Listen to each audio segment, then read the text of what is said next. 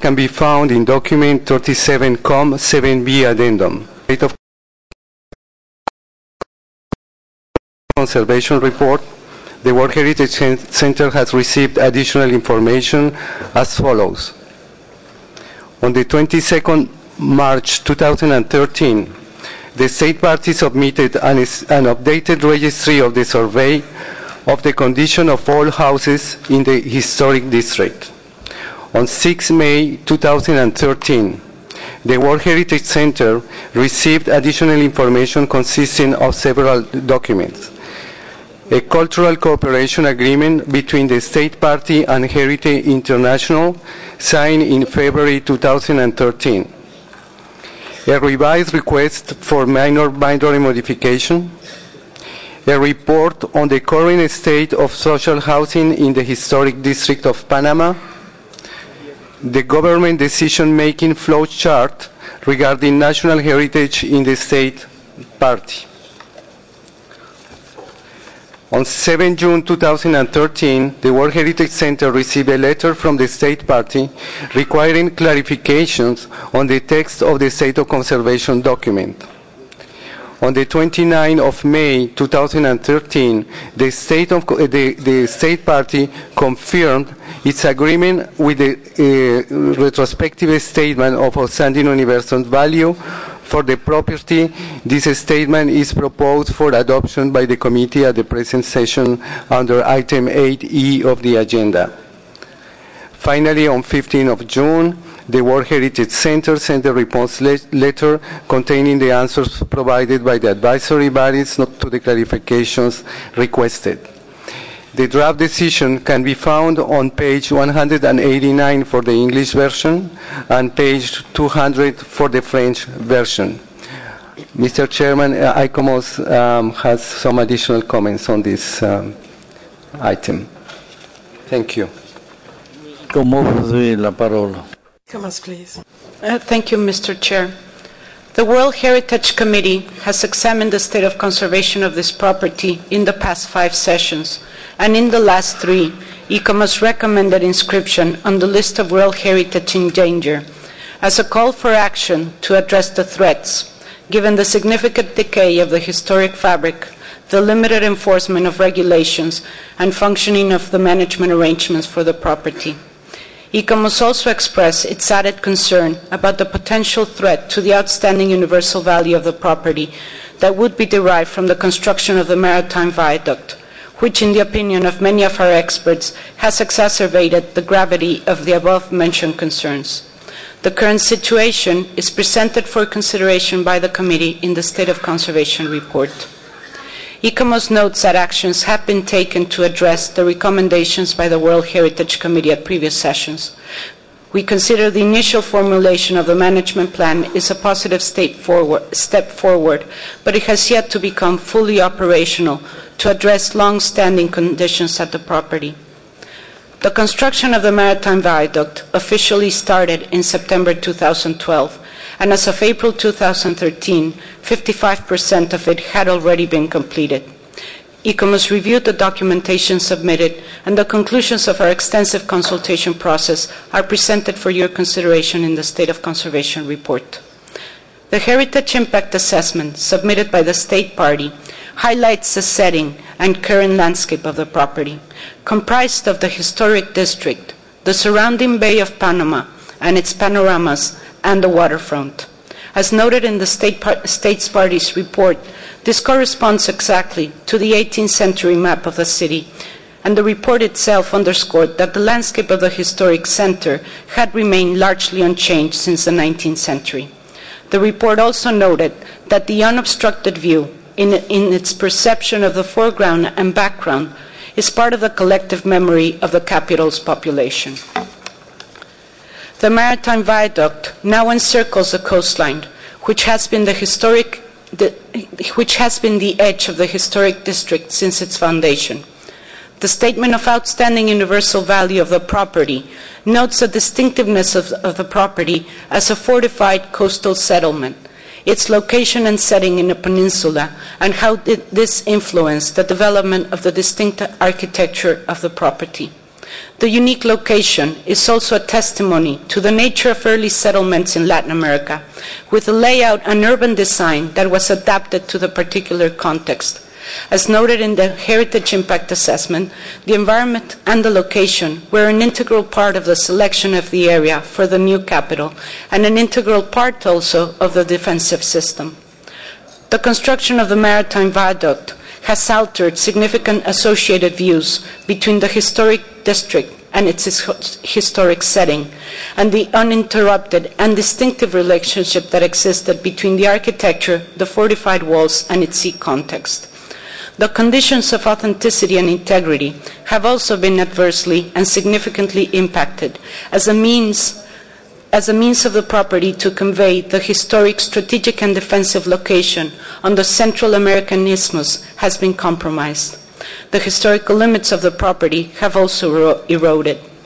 Given the magnitude and extent of the impacts of the property, the committee might wish to recall ICOMOS's recommendation made at the 36th session of the committee, calling for considering delisting this property from the World Heritage List. Thank you.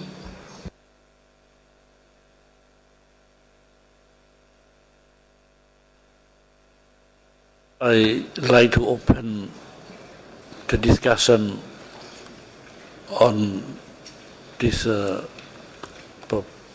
proposal. Yes.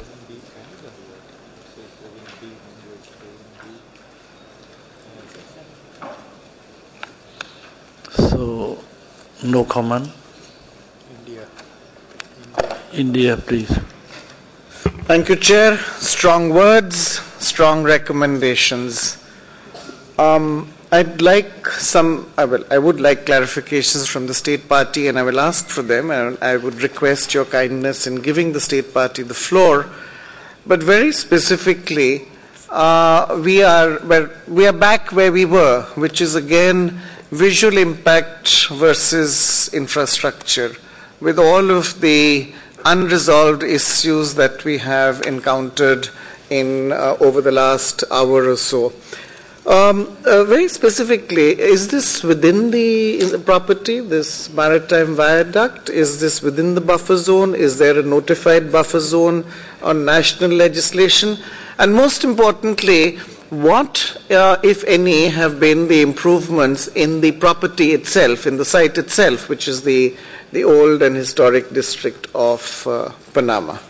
Thank you, Chair. I give the floor to Qatar. Qatar, you have the floor, please. Shukran, Sayyid al-Rais. Thank you, Mr. Chairman. I'd like to add, I concur with India, and I pose another question that relates to this issue concerning the State Party. Question. Marine bridge has an impact on the criteria according to which this site has been inscribed. Thank you.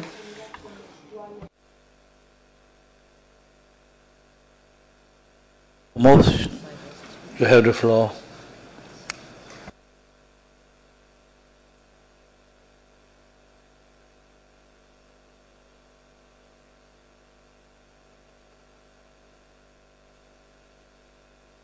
So you have the floor. I apologize, Mr. Chair.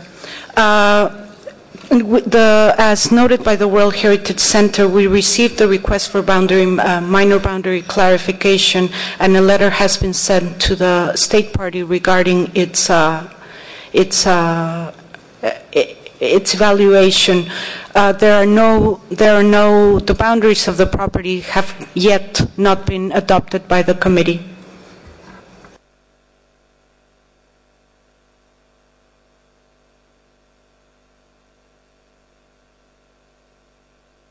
J'invite l'Algérie. I give the floor to Algeria. Thank you, Chair.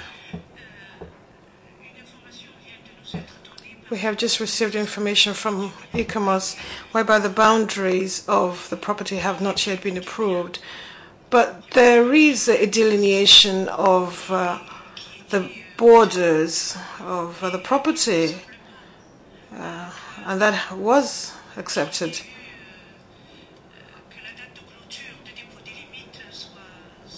I do not think that the date of the closing date for submission of boundaries is over. So the question is, the viaduct, is it within the buffer zone as proposed in the boundaries put forward during the inscription of the property? Thank you, Chair. Est-ce que vous voulez répondre? Would you like to respond to the question, please, Commissioner? The committee might wish to recall this is a property that has two component parts. The component part of the archaeological site has precise boundaries and an adopted buffer zone. The historic center itself does not have a buffer zone that the committee has adopted. The revised the document for the minor boundary modification was submitted in June. In May, the World Heritage Center can clarify it, and the center has made an evaluation of this documentation.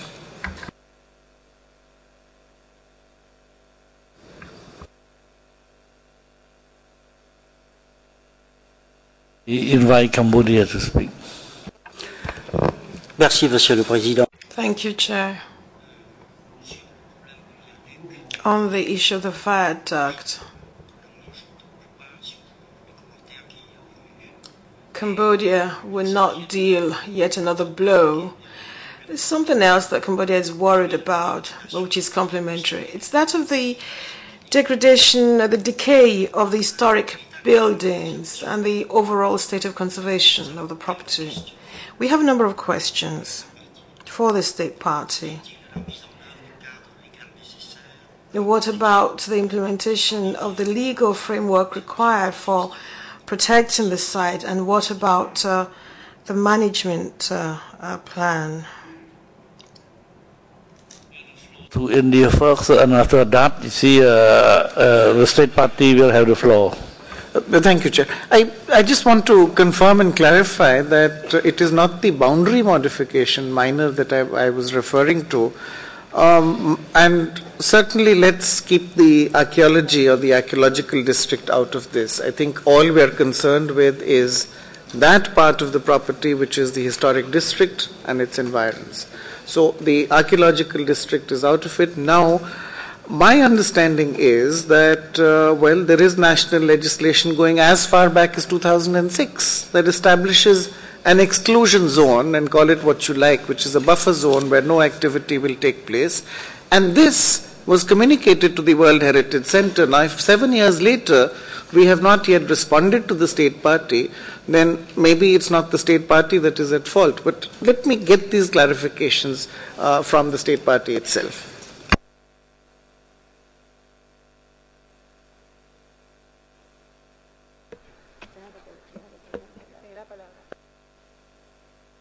Party, Panama, you have the floor.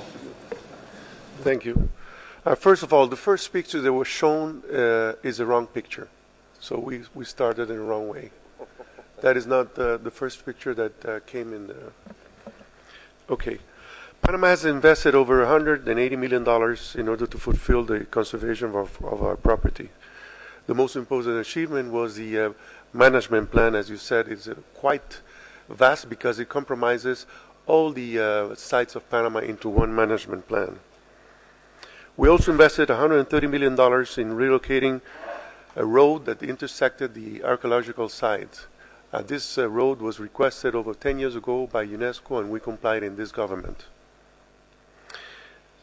Inside the district, the historic district, the government has invested $55 million to rehabilitate the drinking water system, the sewer lines, the storm drains, the wastewater system, because, as you know, in order to be able to fix the buildings and to compromise the buildings, you have to have all these